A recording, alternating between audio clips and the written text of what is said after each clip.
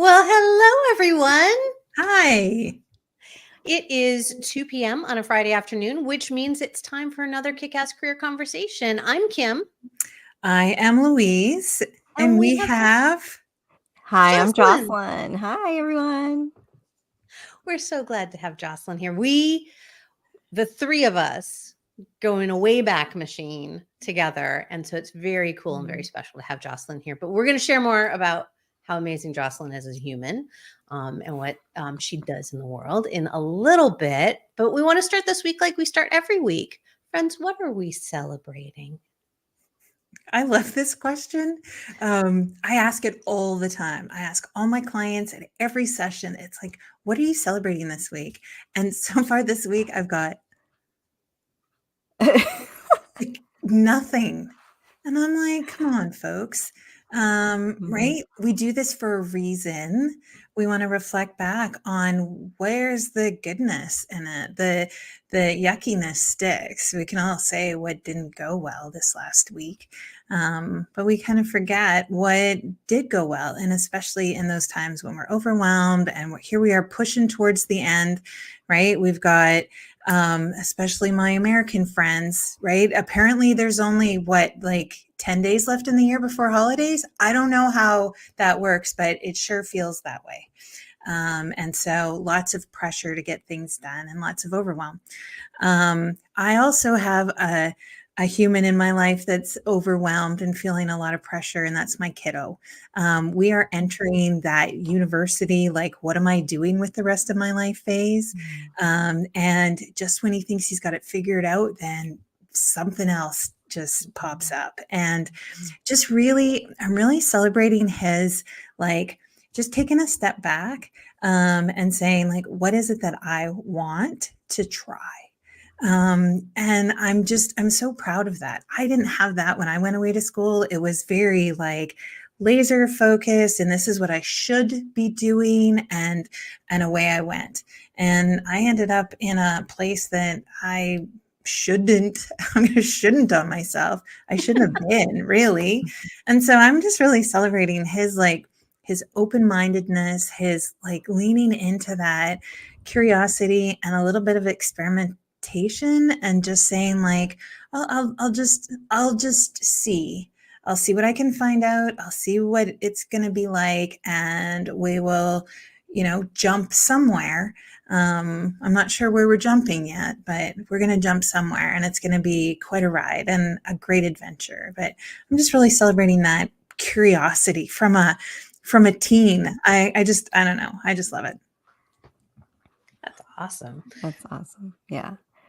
I love Jocelyn, that. what are you celebrating? Yeah. I love that story, Louise, because it's like you're giving me a picture of the future with my own kids, like as when we get there. But it's like, oh, like I just place myself, I'm like, how can I integrate that now? Right. This place of curiosity of like, it's okay to like experiment. I think I'm bringing that from when we were together way back. Right. Yeah. And so I love that.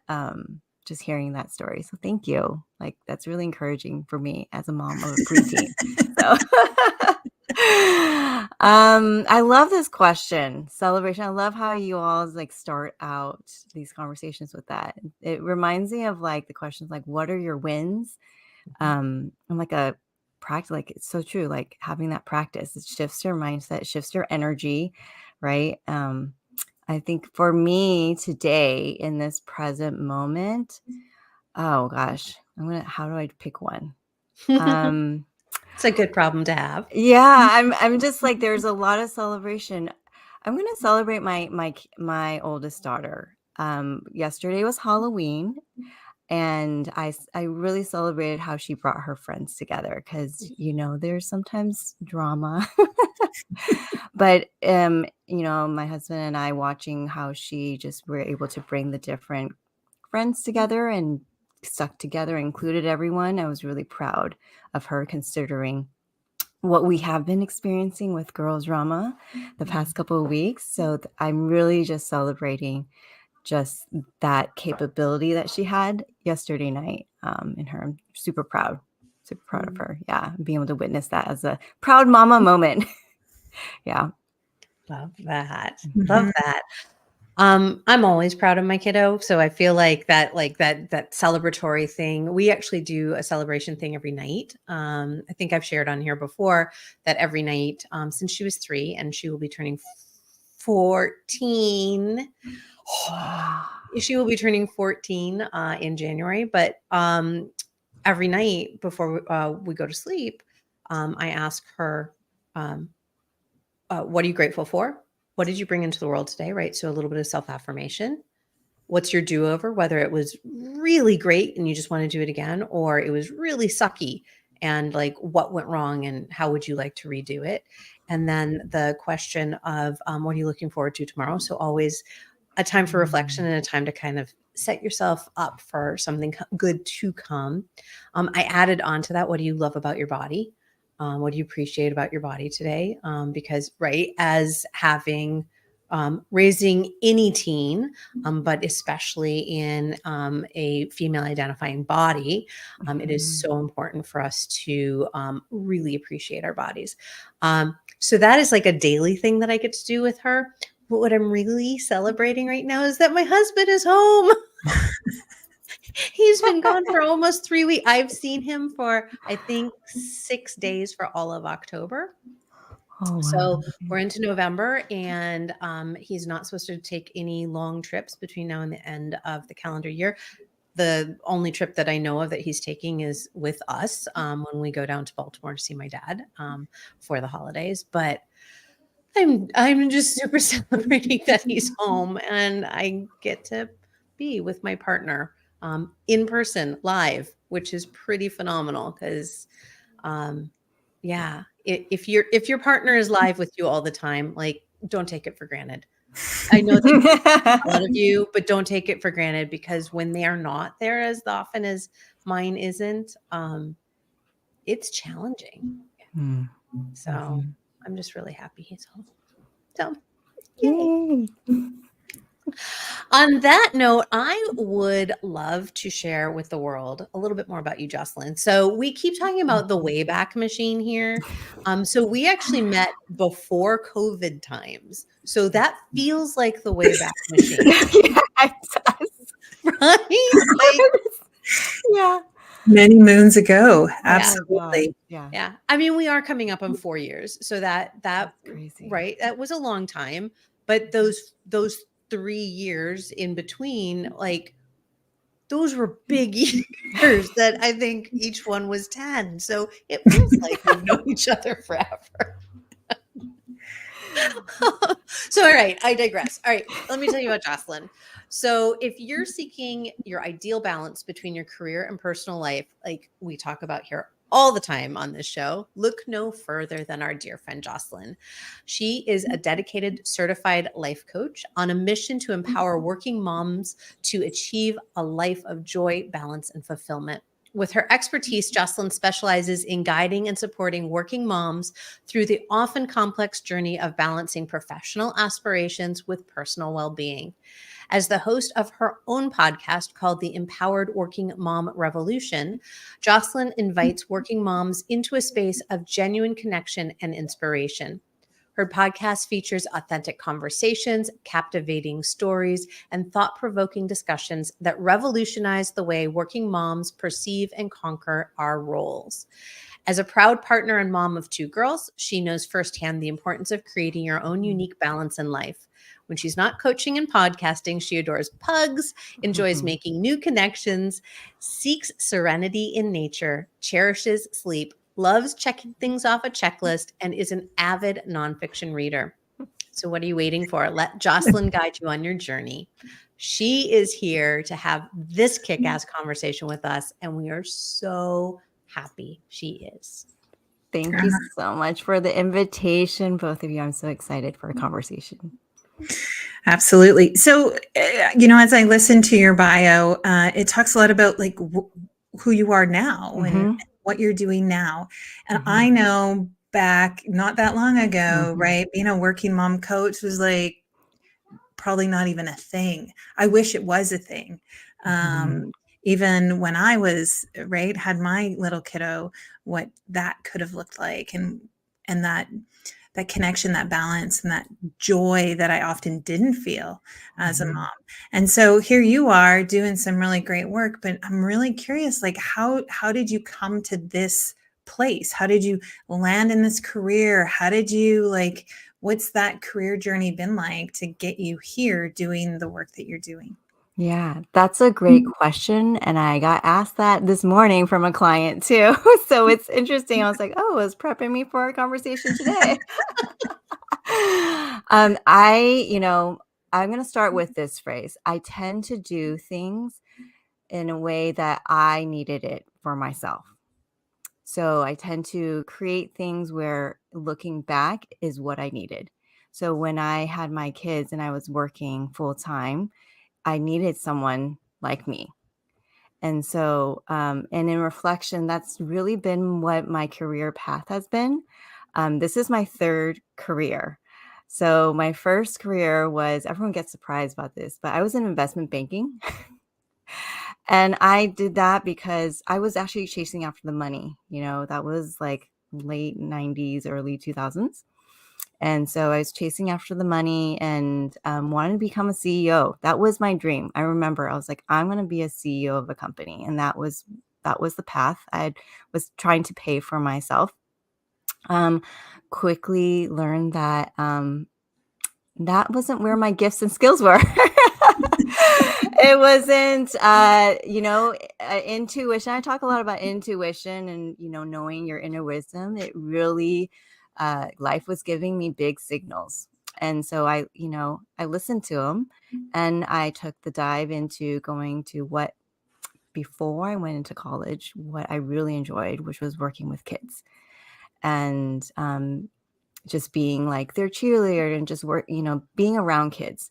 And so that was my second career, 15 years of being a public educator. And, now that I've stepped away from that profession, I learned I did that because I was trying to honor my inner child of a childhood that I didn't get to experience. Like the mentor or the teacher or even the parent that I needed as an inner child.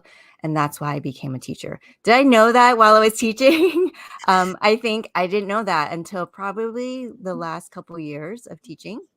And even after stepping away, now it's been, oh my gosh, 2 years since I've stepped away.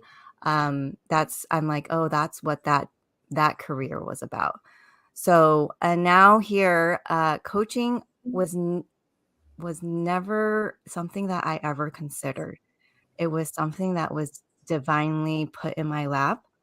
And I am thoroughly surprised, to be honest, like thoroughly surprised and thoroughly like so happy that I said yes, because it did take a yes to say, to make this leap and to, follow the breadcrumbs of my curiosity.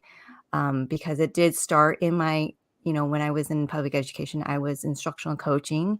And that was my first experience of coaching educators in their instructional practices. And what I realized was like, I don't really enjoy the instructional practice coaching, but I enjoy coaching the person. And that's how I landed into life coaching. And I had to say yes to, the program that we all were in, and saying yes to meeting people, wonderful people like you. And that was like written, the next chapter was writing itself out. And I was like, oh, I'm on for a ride. And okay, here we go. Right. I would have never thought that I would be a coach and be a coach for working moms, and just the journey that I've had the last, gosh, I would say probably 3-4 years now. Right. And it is when I, in my bio, it's like, yeah, it's about joy and fulfillment, and it's possible. And this is what I needed when I was a young mom and I was still working as a teacher. I needed someone to help me see that it is possible to blend your working life, like your work that you love, and be there for your kids. And it can be joyful and it can be fulfilling, because I mean, I don't know about both of you, but I didn't feel that. I didn't feel that when I was a new mom, and it was like, but I really loved my work. And so I was like, there's got to be a possibility. Like it doesn't have to be hard. Like, does it have to be so hard? Like, so that's how I landed in this work. It's like, I want to be there and show, guide working moms, like, it's possible. It can be easy. Just let it be easy. And let's do that together. You don't have to do it alone. Because I certainly needed someone back then, so that maybe I could have like shortened the timeline, instead of waiting. Like, my oldest is 11 years to get to this place, right? To like feel this way. I'm like, man. And I told my husband, I was like, I feel, like I wish I felt this way when our kids were younger, because then I would have been more present and really fully experiencing that season of life. And so no guilt or shame. It's just a reflection. Now I can choose something different. But yeah. You said follow the breadcrumbs. Yeah. Yeah. And so what came to me when you said that is this idea that we talk about often, which is micro steps, right? We don't always know where we're heading. We just know we're going somewhere. And each little breadcrumb, each little micro step we take unfolds another part of our path. And your path, right? It wasn't linear. No. Yeah. And probably from here forward, it's going to continue to not be linear. And yet on each little breadcrumb, each little micro step, there was a lesson that you learned. And so I'm curious, in what ways were you aware of, or what was the timing of your awareness of those lessons as you followed the breadcrumbs? That's such a great question, Kim. I know you're really good at questions. So what you're asking is like, where in the timeline did I notice these lessons and these breadcrumbs? Yeah. I can pinpoint each moment as I transition from each career. So from investment banking to teaching, I remember a specific night when I went home, and at that time my husband was my boyfriend, and I think I had a little like mental breakdown. Like, I was overly stressed and anxious. I mean, working in investment banking is not for the faint of heart. Not for the faint of heart. And I didn't realize I didn't know that at that time I absorb a lot of people's energy and feelings. And I didn't know that. And I was like, what the heck is going on with me? But that was a pivotal moment, because he also said something to me. He's like, you're not acting the same person that I know. And I knew that, but I think I was avoiding that. And that right there was the breadcrumb that I had to like take notice and have awareness of. And I'm like, okay, something has to change. And, my mom has always been like a cheerleader for me. And she's like, you always really enjoyed like working with kids, in summer camps. And what happened to that? Like, didn't you start off your, freshman year with your degree in like education, psychology? I was like, yeah, but I chose to make money. Yeah. And then, so that was one of the breadcrumbs, is in that moment where I actually, now I'm talking about, I'm like, it was a physical reaction, and paying attention to that, what my body was saying, and also my mental health, right? I wasn't very aware of that in the moment, but in reflection, now I noticed that. But like, I remember that moment. In teaching, there were quite a few moments of breadcrumbs. I remember my 10th year of teaching. I mean, I'm not very, I'll say this right now, because in all honesty, I remember being out on yard duty, and I just, I reacted reacted negatively to a student who had done something that really not a big deal. But I reacted in a way that was not within my integrity. And one of my coworkers, was like, hey, I think that was kind of not okay about how you reacted to that student. There was no one was harmed. It was just what I said and the words I said. And so that was a breadcrumb. It was like a warning of like, whoa, what is your why again of why you're in this career? And that's when I realized I lost my why. I lost my passion. And I actually left. I left for 2 years from teaching, and I just decided to be at home with my kids because I couldn't be the working mom. I couldn't do what I loved and be the mom. And I was overly stressed and overwhelmed. And so, but I came back renewed because I sought help, everyone, therapy, and came back with a renewed sense of my why. And then that's the last 5 years of my profession. And then the breadcrumb of coaching came. And that was the breadcrumb where I remember I was sitting in a staff meeting in our district staffing with all the coaches, and we were being trained on like, this is what you should be doing. And I just felt another physical sensation of like, I don't agree. And there's a different way to support our teachers. Like and I remember telling that to other people. I was like, I will do this part, but there's another part that's missing and we're not talking about it. And we're not getting the training to talk about it, right? And to serve in that way.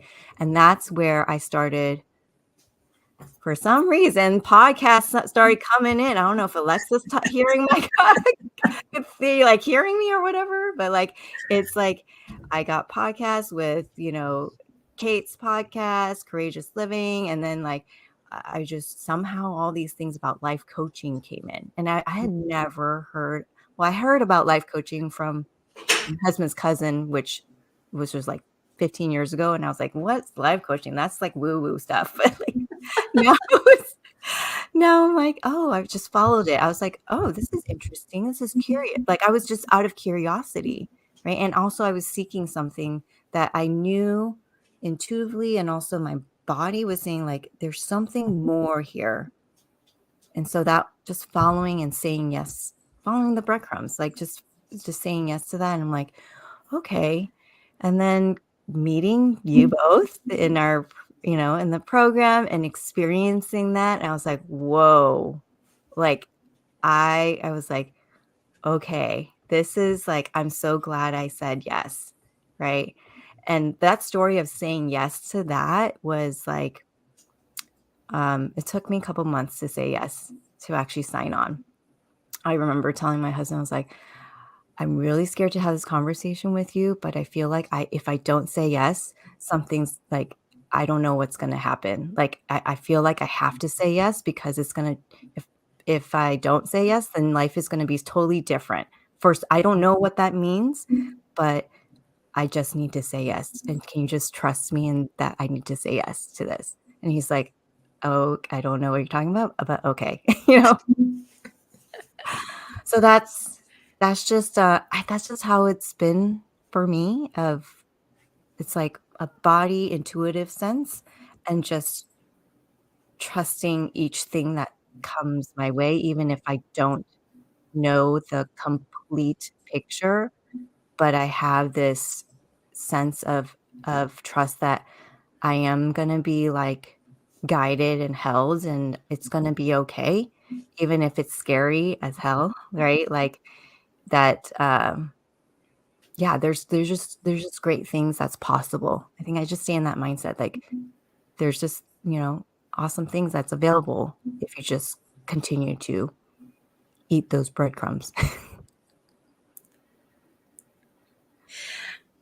Louise, did you catch all of the stuff that we talked about last week coming up again? Yeah, right. Yeah. And it's so much fun when we see these and hear these stories about like how we keep moving forward. Right. And how do we prevent ourselves from getting stuck, or even, right, what gets us stuck?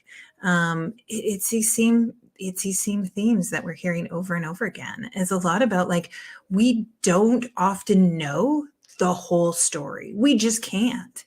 We can't know what the destination is. We can't know what the full look of that outcome really is before we take that next step. And then tuning into all of our resources, right? We're these amazing creatures that have so much knowledge in our entire bodies, and yet we only use our brains for most things. And just hearing your story, Jocelyn, it really does remind me, it's the lesson of listening. I think is what I heard. Yeah, I love that. Yeah, it's the lesson of listening, but also trusting that it's taking that step. I get a lot of feedback like, how'd you know to take that step? And that's one of those things like, I don't know if I have a really great way to explain how I know. It's just, I know. I know that sounds like weird, but it's like, I think it's like the more you take that action of trusting, the more it becomes less scary. It doesn't mean that it doesn't mean it's not scary at all, but it becomes less scary each time. And actually it becomes even more like freeing. Like I just feel so much freedom, right? Because like, I work with clients like, I just want to feel free. What can I do to feel free? And I'm like, freedom is within. And I'm like, that's possible because, I don't need anything to feel free, but what's like, I feel free no matter what. And but it's like taking those steps to every little step. It's almost opening the door and the path of freedom even wider that I can like dance my way around, y'all. Jocelyn's having a dance party on the freedom street. I am. Yeah. It's interesting because I think because I have a lot of the same conversations, and it to me it is taking those steps. It's taking risks, right? It's working through the fear because the fear is real. The fear changes over time, but it doesn't fully go like there are still steps that I take that is like, whoa, this is scary. Yeah. I don't know what's happening, but it is trust or faith or belief, whatever word you want to put in there, whatever word's going to resonate in yourself, in things that are bigger than yourself, in the, like you said, being held or guided, that step is leading you somewhere. And it comes from, I have a lot of conversations around people asking how you manifest things, right? How do you manifest that? How do you manifest that? And it's like, well, there is a lot of truth about, right? We are going to attract what we are vibrationally putting out in the world. So if we are focused on the fact that we are going to be tired, we're going to have a bad day, we're going to have bad interactions with our kids, then what's going to happen? We're going to attract those things because that we create self-fulfilling prophecies all the time. Whereas if we're walking around and we're like, yeah, I'm going to be financially free. I'm going to feel free with my time. I'm going to feel excited and lit up about my work. Well, you're going to start experiencing those things. By the way, financial freedom does not come with $1 million. No. If financial freedom is nothing about money, just like it's like dancing around in this place of the freedom that we get to create from inside, from being in action and taking those steps and trusting, believing, having faith. Yeah. Yeah. I'm curious to know, like, for both of you, like, what, like, I get this asked question, like, what can I do to like start having and start trusting? Right. I get that a lot. And like, and they, I get, can you give me advice about how to start trusting? And it's one of those things that I think also as a coach, it's hard not to give my own advice because what I would say is what would work for me. Right.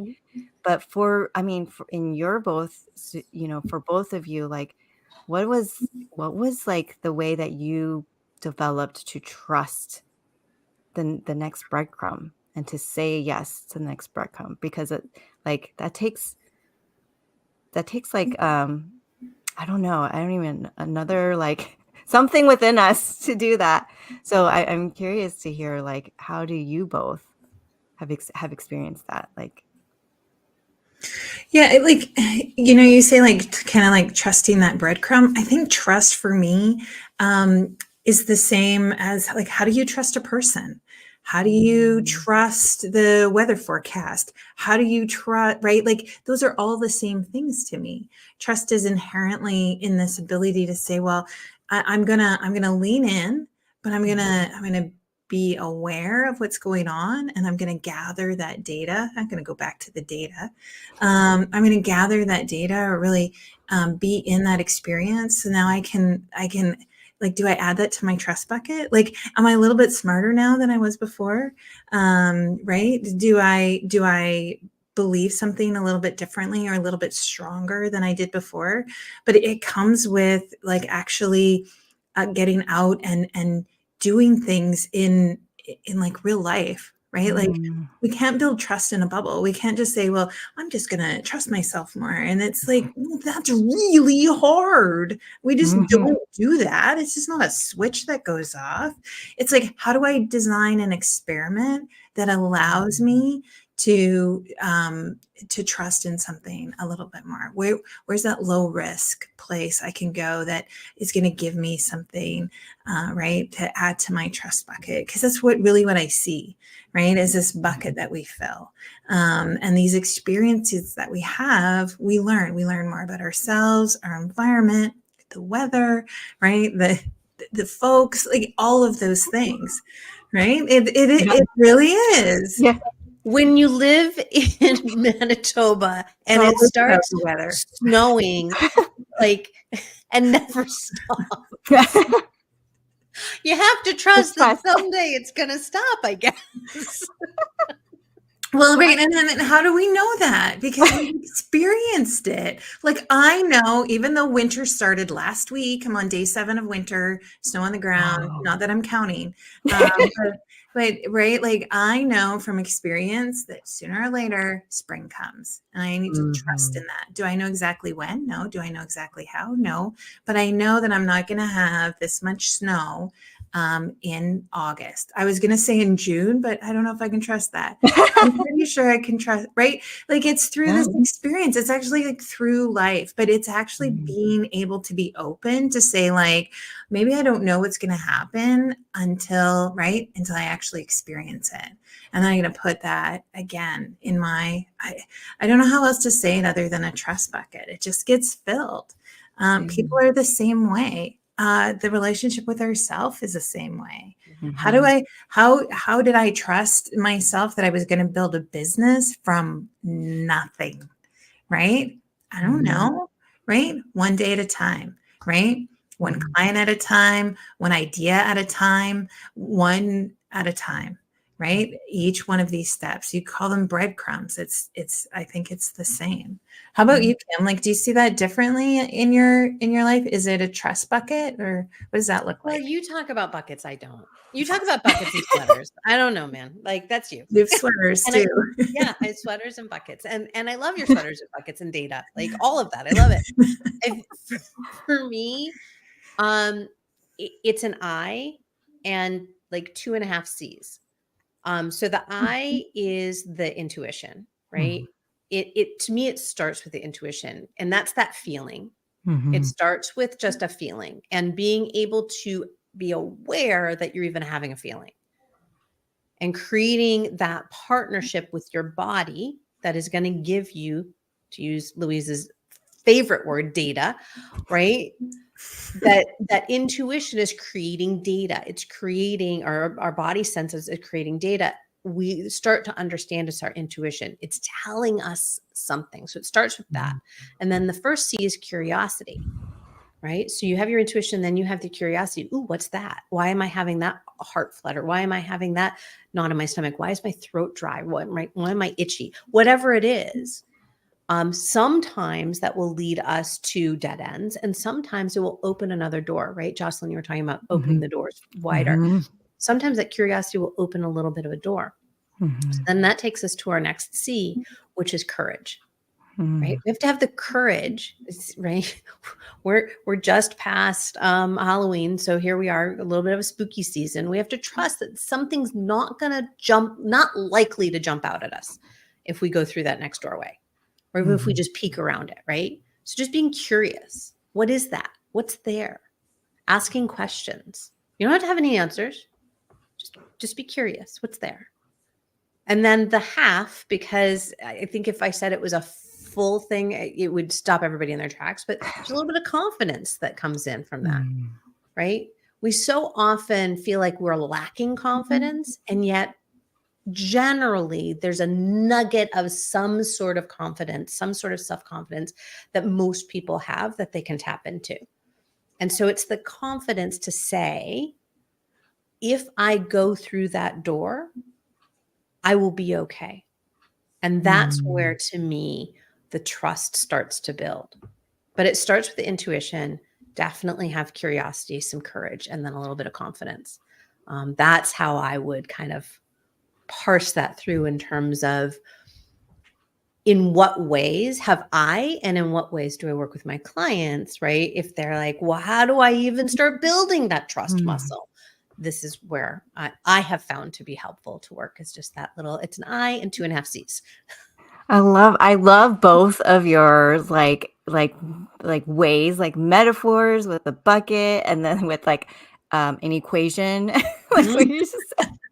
And I love data, but I'm like, you're combining data with a metaphor with equation. It's like so holistic here. Like, we just throw I love everything it. at the wall. Yeah. It's basically a big spaghetti bowl. Yeah, I love it. I love it because it just says there's no right way, right? There's no one way. It's like, you know, having, I think as I'm sitting here listening to you both, like hearing the different ways that you both engage with this concept of trusting the breadcrumbs. It's like, it helps me as an individual, but also like as a coach, you know, with my clients, it's like, let's play around and figure out what would work for you. Like, is it a bucket? Is it a metaphor? Is it the sweater? Is it the data? Is it like, you know, an equation for you? Like, let's experiment and experience like what it means to experience the breadcrumbs. Yeah. Yeah. And, you know, we're talking about kind of these lessons along the way. And I think that's a big part of, right, that pausing to say, like, what does this feel like to me? Like, where is it that I'm heading, but not as a destination, right? Like the feelings that we want to feel, right? Like trust is really a feeling, right? Our self-trust, the trust that we have in others. And so even though there's these things that we can do, or these questions that we can ask, I think it's about this pausing to say, like, where is that? What is that feeling? So that we can collect that and pay attention to it. It's that building of self-awareness, right? As we go through whatever it is we're going through, whatever we're trying to get onto the other side, whatever that obstacle is. Yeah. Because there's so much, I find that's so funny that you're bringing that up. That's been like a theme this year with some of my, this week with some of my clients, is creating that space for that pause. Like, how do we intentionally create that space to bring self-awareness in so that they can take aligned action, right? That creates the transformation. And it is in that pause, you know, whether it's in that moment or just even a reflection, that allows for you to, like, you know, build that trust and then just be able to take like action that is going to like literally transform your life. Like, you know, right? But you don't know what the transformation is at the end. It's the journey. That's what it is. It's the journey. That's the fun part. Well, and I mean, if I think about it from an educational perspective, right? When we learn, and there's different modalities with learning, they're not all the same. And yet, I'm trying to think of a modality that doesn't use reflection, a form of reflection. Tests, exams, papers, presentations, those are all reflections of what we've learned, right? Of what we've experienced, of that new information. And we go through that process for however many years, whether it's informal or informal education. We learn that process. And I feel like we unlearn that process then in our lives and even in our work. Like we stop that process of regularly taking in new information and then stopping and saying, what is it that I actually have learned here? Where is my knowing?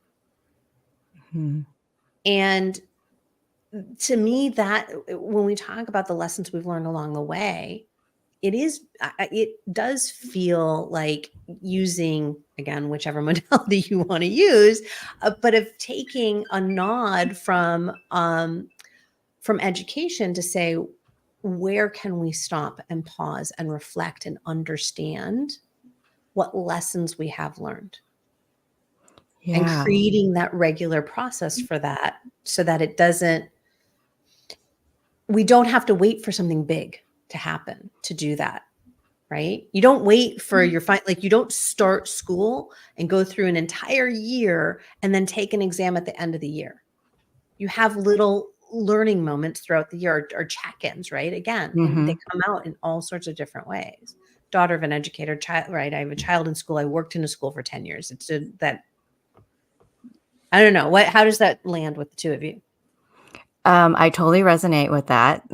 Just because 15 years, I'm like, that is so true. When you said we've unlearned that, when we come out of any educational system, like, I mean, I'm trying to think of, like, even in, in the corporate setting, or even like as an educator, the cadence of the space to reflect isn't as frequent as when I was a teacher in the classroom.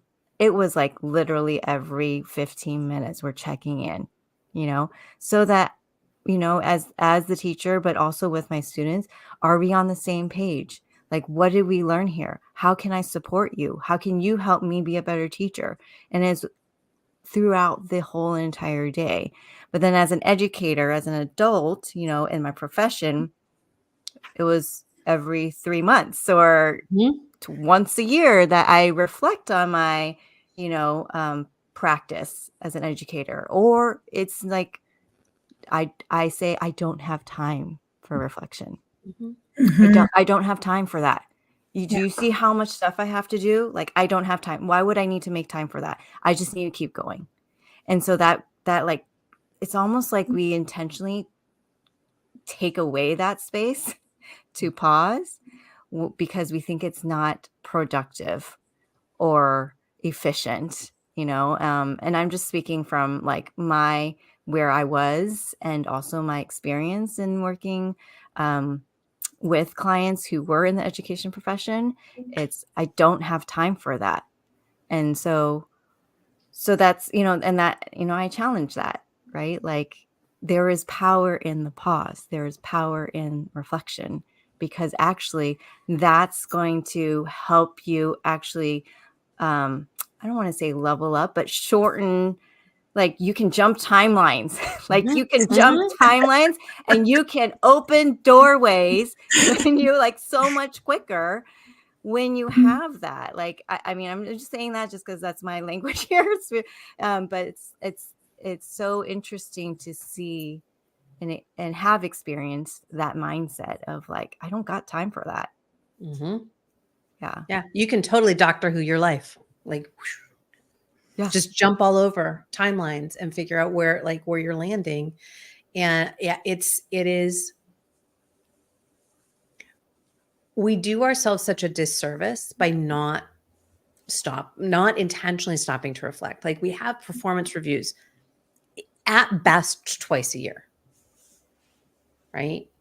And that tends to be the only time that people stop to think, to reflect. I know I, at one point, was trying to do it weekly. That became too frequent for me. And so I have a small one once a month and then a bigger one once a quarter. But then I don't do a big one. Like, I guess I do a slightly bigger one on the annual, but it really is just in that same quarterly block that I do with the other things. And it is a time for reflection. What are those lessons that I learned? What do I know? What data am I bringing forward? And then how do I want to use that to choose my next steps? Yeah. Right. Yeah. And I've almost had the opposite experience lately where I've brought more reflection into my daily practice because there's, right? Like there's a habit, there's an obstacle, there's something there that I really want to change and focus on.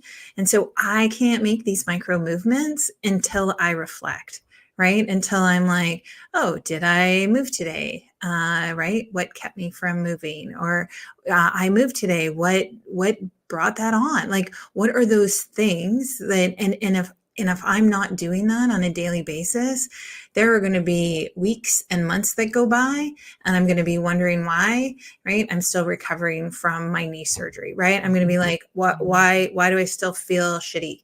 Right. And so bringing that closer to me and bringing that as a daily practice, if not even more, right? Where's my movement right in this morning? Where's my movement in this hour? Like those kinds of things. What worked? What didn't work? How can I do things differently next tomorrow or the next hour or whatever that looks like? And so I think it really is. It's this amazing place to play in about like this reflection and this pausing.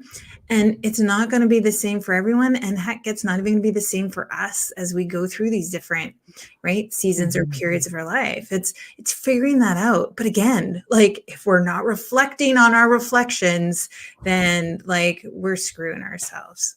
Yeah. Well, what I want to do, because I just looked at the time, is let us take a moment to reflect on this conversation. Because suddenly we're way past 45 minutes, which, I hope that this has been, I know this has been a fantastic conversation from my point of view. I hope that those that are listening are finding their golden nuggets as well. But what are our takeaways? What are those golden nuggets that we're going to put in our pockets and either continue to ruminate on or reflect upon? I am really taking away both of your metaphors of trust, right? And just like, I love a metaphor and I love an equation. So it's really helpful for me too, of different ways of thinking about how to engage with continuing to, because once you build trust, it's not like one and done, but how do you continue to foster that practice, right? And then I'll share a second one, if that's okay. Please. A second nugget is just like, as you were talking, Louise, is like, it doesn't have to be hard to create that space of pause. Like as you were talking, it's like the first word that came up to my mind was like, oh, it can be simple. It's just even asking yourself a question, like when you said daily check-in, like in the moment, like what do I need in this moment? And so I was like, wow, that's so simple. Like simple is fun, simple is easy. So those are my two golden nuggets. I'm gonna piggyback off of that one and share that my golden nugget was that at the top of the episode today, I shared the nightly reflection that I do with our daughter. And here I am saying I don't do it even every week. I do it monthly because I was thinking in business mode. There's a little bit of personal reflection that happened, like my personal reflection, my spiritual reflection for sure happens at least twice a month because I always have like these carved out times for the new moon and the full moon and all of that. And I do it nightly. It's become such a habit that I wasn't recognizing it. I wasn't honoring it as a pause for reflection. So my golden nugget is, woo, woo, look what I'm already doing. Celebrate you, Kim. Well, and that's it. That goes back to why we even talk about celebrating, right? And why we talk about this time that we take together here every week for like 70, 80 weeks in a row. Actually, Kim and I have been doing this. Wow. And so it is because of that, so that we can recognize that we do have these golden nuggets in our lives, in our day, that we often don't spend any time even considering. You bounced right over that, right? Yep. And we do that all the time. My nugget is really, Jocelyn, you said something around, as you are coaching your moms, is let it be easy. And I felt like that was kind of like this thread that we talked about throughout our whole conversation today, is that these steps that we take to move us forward are small, they're micro. Like, let that be easy, right? Let it be easy to figure out how to build trust with people, with yourself. Like, let it be easy. Let's take the burden off of ourselves, and see what that does when we open up and just like have more ease. Nothing has to be super complicated or heavy. Stop it. Yeah, just stop. Stop. One of my favorite questions to ask. This is you, right? In every coaching session, you ask them about celebrations. In nearly every coaching conversation, my question is, where are you making this more challenging for yourself than it needs to be? Because we don't understand how to create ease. That is a topic for another day. That's another episode. Another episode. Jocelyn, thank you so much for being here. Where in the world can people connect with you and hear your amazing podcast? Tell us. Yes. So you can find me on Apple or Spotify podcasts at Empowered Working Mom Revolution. There's the website right there that Kim just brought up. You can also, if you're on social media, I hang out a lot on Instagram. And that's at Jocelyn.Auyeung, AUYEUNG. And I'm also on LinkedIn, but I don't hang out there as much. I have more fun on Instagram. So join me over there, see me, popping some dance moves with on the freedom pathway there, and having some fun. But yeah, those are the two places where you can find me. I have a few spots open for one-on-one coaching, or just have a 30-minute free chat just to connect. So those are also available. You can find that on my website. And it's the same Empowered Working Mom Revolution. Perfect. Yeah. Thank you. Love it. Louise, how can people have more conversations like this with us? Of course. So it's not just tuning in to this live, but it's picking us up on wherever it is that you listen to podcasts. We're also, Kim and I have this great little YouTube channel that we're babying and fostering. And we have this beautiful group of humans coming together to have conversations just like this, because we want to take it to the next level. It's not just about talking about what's happening, it's about doing and being. And so how do we incorporate those kinds of things? We bring humans together. We would love to see you over at the Collective, and Kim has popped up your kickasscareer.com, and that's where you can find us and connect with us in our collective. Yeah, right?